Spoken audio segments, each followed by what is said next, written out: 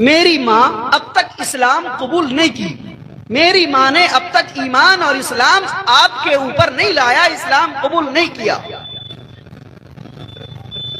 میں نے ایک مرتبہ اپنی ماں کو اسلام کی دعوت دی، ایمان کے کلمہ پڑھنے کے لیے کہا، تو میری ماں نے آپ کے حوالے سے کچھ ایسے کلمے کہے جو مجھے ناگوار گزرا، مجھے اچھا نہیں لگا کہ میری ماں نے آپ کے حوالے سے ایسے جملے اور ایسی بات استعمال کی جو مجھے سخت تکلیف پہنچی۔ یا رسول اللہ صلی اللہ علیہ وسلم، آپ سے درخواست ہے کہ آپ دعا فرما دیں کہ میری ماں اسلام قبول کر لے۔ حضرت ابو ہریرہ رضی اللہ عنہ فرماتے ہیں کہ اللہ کے رسول نے دعا فرمائی کہ ابو ہریرہ کی ماں کو اے اللہ آپ ایمان اور اسلام کی دولت عطا فرما دیجئے۔ حضرت ابو ہریرہ رضی اللہ عنہ فرماتے ہیں کہ میں اللہ کے رسول کی مجلس سے اٹھ کے گھر گیا، دروازے پہ گیا تو گیٹ بند تھا، دروازے پہ گیا تو دروازہ بند تھا۔ لگتا ہے کہ میری ماں نے میرے چلنے کی آواز کو پہچان لیا اور کہا کہ ابو ہریرہ رکو، ابھی دروازہ کھولتی ہوں۔ حضرت ابو ہریرہ فرماتے ہیں کہ مجھے لگا کہ پانی گر رہا ہے، مطلب پانی کی چھینٹوں کی آواز آ رہی ہے، مجھے محسوس ہوا دروازے کے اندر کچھ پانی گر رہا ہے۔ میری ماں نے دروازہ کھولا تو میں نے دیکھا کہ ماں کے بدن پہ نیا کپڑا ہے، دوپٹہ اور اوڑھنی اوڑھے ہوئے ہے، غسل کر کے نکلی ہے۔ دروازے کے سامنے ملاقات ہوئی تو کہتی ہے لا الہ الا اللہ محمد الرسول اللہ، میں گواہی دیتی ہوں کہ اللہ ایک ہے اور محمد صلی اللہ علیہ وسلم اللہ کے رسول ہیں۔ حضرت ابو ہریرہ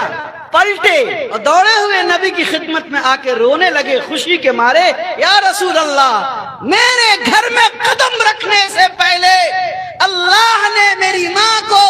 آپ کی دعا کی برکت سے ایمان کی دولت سے مالا مال کر دیا ہے، آپ نے کلمہ پڑھ لیا ہے لا الہ الا اللہ محمد رسول اللہ۔ دوستو، بزرگوں اور بھائیوں، دیکھو یہاں آج سب لوگ یہ کہتے ہیں کہ ماں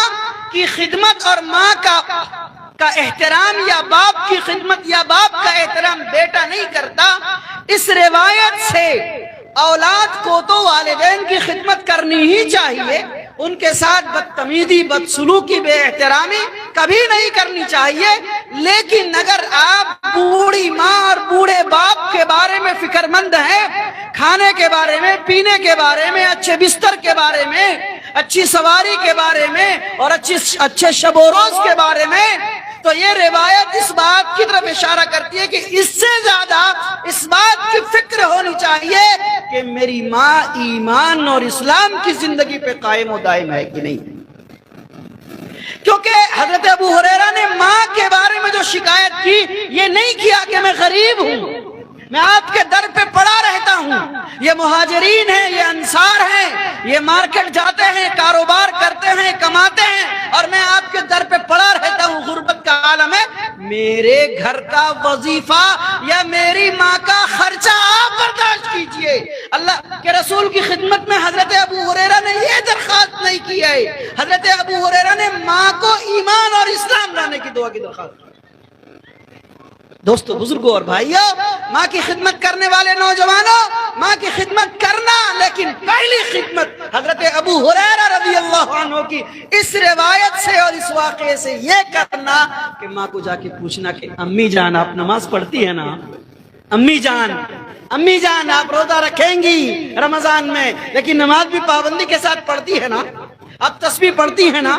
آپ کے سر پہ حیا کا دوپٹہ ہے کہ نہیں ہے؟ ایک واقعہ مولوی صاحب نے سنایا تھا کہ غسل کر کے دوپٹہ رکھ کے حیا کے ساتھ آ رہی تھی، رمضان آئے گا اور عید کا موقع آئے گا تو مارکیٹنگ کرنے آپ نہیں جائیے گا نا،